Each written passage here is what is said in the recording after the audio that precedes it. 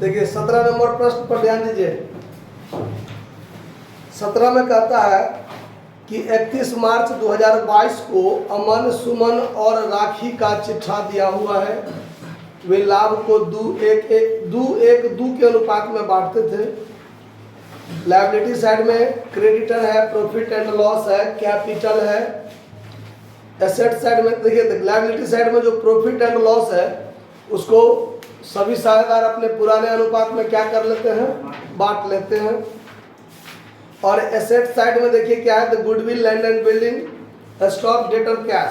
तो asset side में जो आपका गुडविल है उस गुडविल को भी साझेदार आपस में क्या कर लेते हैं, बांट लेते हैं पुराने अनुपात में। फिर आगे कहता है कि 12 जून 2022 को अमन का देहांत हो गया। साझेदारी संलेख के अनुसार मृत साझेदार के निष्पादक को निम्नलिखित दे था। तो जो साझेदार मर गया उसका तो सबसे पहले पूंजी खाता खोला जाएगा और तब देखा जाएगा कि उसको क्या सब मिलने वाला है और क्या उससे लिया जाने वाला है। तो उसके लिए हम क्या करते हैं, अमन का मृत्यु हो गया तो यहाँ पर अमन्स कैपिटल अकाउंट खोलते हैं। अमन्स कैपिटल अकाउंट, ये साझेदार जो है वो डेथ हो चुका है, यानी मृतक साझेदार है।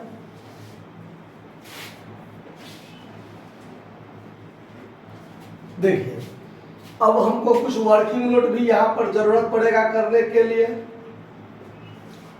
तो सबसे पहले जब हम पूंजी खाता खोलेंगे तो यहाँ पर सबसे पहले तो बैलेंस बीडी देंगे, यानी जो उसका पूंजी था 1,20,000 रुपया वो सबसे पहले देंगे 1,20,000 रुपया। क्लियर है बात। उसके बाद यहाँ पर उसको मिलेगा पूंजी पर ब्याज, तो बाय इंटरेस्ट ऑन कैपिटल। तो देखिए पहला वर्किंग नोट जो करेंगे हम यहाँ पर इंटरेस्ट ऑन कैपिटल के लिए, तो इंटरेस्ट ऑन कैपिटल कितना होगा उस पर ध्यान दीजिए। 1,20,000 पूंजी था, 8% ब्याज उसको सालाना मिलता है, तो 8% तो प्रतिशत रहेगा तो बट्टा में 100। उसके बाद अब वो कितने महीना जिंदा रहा वो देखेंगे।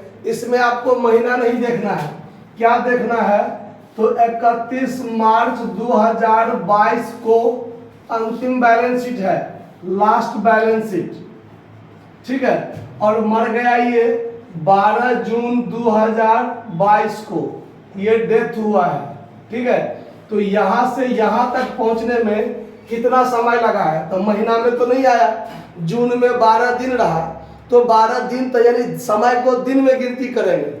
समझ में आ रहा बात। देखिए यहाँ पर बता रहे थे कि लास्ट बैलेंस शीट का डेट 31 मार्च 2022 था और मृत्यु होने का तिथि 12 जून 2022 है। तो कभी भी समय जो है अगर महीना में गिनती तब करेंगे जब महीना पूरा लिया रहेगा। यहाँ 12 जून को ये मर गया तो 12 जून तो दिन मतलब समय का जो गिनती होगा वो दिन में होगा। तो अब देखिए मार्च के बाद अप्रैल में 30 दिन, मई में 31 दिन और जून में 12 दिन, कुल मिलाकर 73 दिन वो जिंदा रहा है, ठीक है। तो अब पूंजी पर ब्याज की जो गणना होगा वो 73/365। जब महीना में गिनती होता है तो महीना की संख्या ऊपर देते हैं और भागा देते हैं 12 से, और जब समय दिन में गिनती होगा तो ऊपर में समय दिन वाला देंगे तो नीचे 365 से भाग देंगे। समझ में आ रहा है बात।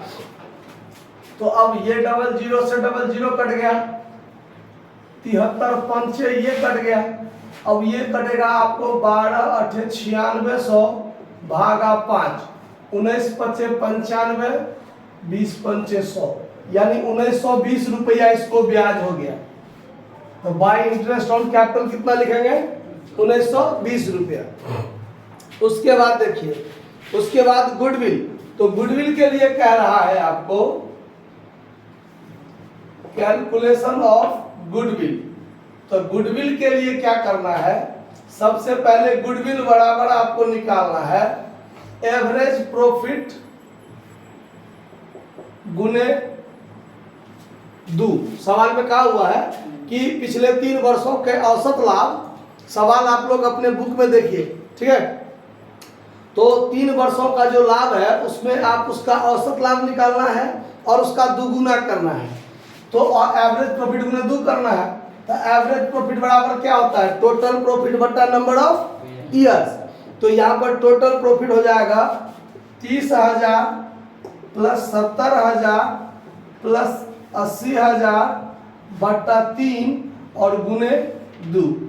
अब ये कैलकुलेशन कीजिएगा तो 1,80,000 बटा 3 60,000 और गुने 2 मतलब 1,20,000। टोटल गुडविल कितना हुआ 1,20,000। और अब मर गया है अमन, तो Aman's share in goodwill, Aman's share in goodwill. तो 1,20,000 गुने, तो तीनों साझेदार का अमन, सवाल में देखिए 2:1 अनुपात में है, तो अमन का हिस्सा कितना है 2/5। यहां लिख देते हैं ओल्ड रेशियो ऑफ अमन, अमन और कौन है, अमन सुमन राखी, अमन सुमन और राखी, इसका अनुपात है 2:1। तो यहाँ पर 2/5 ध्यान रखिएगा, कैलकुलेशन काटिएगा तो 48,000 हो जाएगा, ठीक है। 24 पंच 1,20,000, 24 गुने 2 48,000। अब आपको गेनिंग रेशियो चाहिए, तो गेनिंग रेशियो बराबर होता है new ratio minus old ratio. सवाल में दिया हुआ है न्यू रेशियो, देख लीजिए न्यू रेशियो आपको दिया हुआ है, सवाल में नहीं दिया हुआ है, हाँ दिया हुआ है। सबसे अंतिम लाइन में सुमन और राखी का, सुमन और राखी ने अमन के हिस्से को 1:5 में क्रय किया। गेनिंग रेशियो आपको ऑलरेडी दिया हुआ है 1:5 दिया हुआ ना, नया अनुपात नहीं दिया हुआ है, गेनिंग रेशियो स्पष्ट दे दिया है। तो अब आपको ठीक से लिख लीजिए gaining ratio of Suman and Rakhi, ये दिया हुआ है 1:5। तो सुमन का हिस्सा कितना हो जाएगा, तो 48,000 गुने 1/6 और राखी का हिस्सा कितना हो जाएगा 48,000 गुने 5/6। 6 से इसको काटिएगा 8 पंचे 40,000 ये हुआ, 8 छक 48 तो 8,000 ये हुआ। मतलब अब इसको गुडविल में जो हिस्सा मिलेगा तो बाय सुमन्स कैपिटल अकाउंट 8,000 दे रहा है और बाय राखीज कैपिटल अकाउंट 40,000 दे रहा है। ये हो गया। अब अगला कैलकुलेशन होगा calculation of PL suspense, PL suspense. तो इसके लिए अमन का हिस्सा निकालना है आपको, Aman share in PL suspense, in PL suspense. तो इसके लिए कहता है पॉइंट नंबर 4 कि पिछले वित्तीय वर्ष के समाप्ति से उसके मृत्यु के तिथि तक लाभ में जो उसका भाग होगा, उसका हिस्सा होगा, वो पिछले वर्ष के लाभ के आधार पर। तो पिछले वर्ष का लाभ जो 21-22 का लाभ है, देख लीजिए सवाल में लिखा हुआ है, वो लाभ आपको 80,000, तो 80,000 का पूरे साल का लाभ होगा। उसमें वो जिंदा रहा कितना दिन 73 दिन, तो 73/365। उसके बाद उसमें उसका हिस्सा कितना 2/5, तो 73 पंचे ये कटेगा और 5 से इसको काटिए तो 16 और 5 से इसको काटिए तो ये हो जाएगा आपको 16 दूना 32,000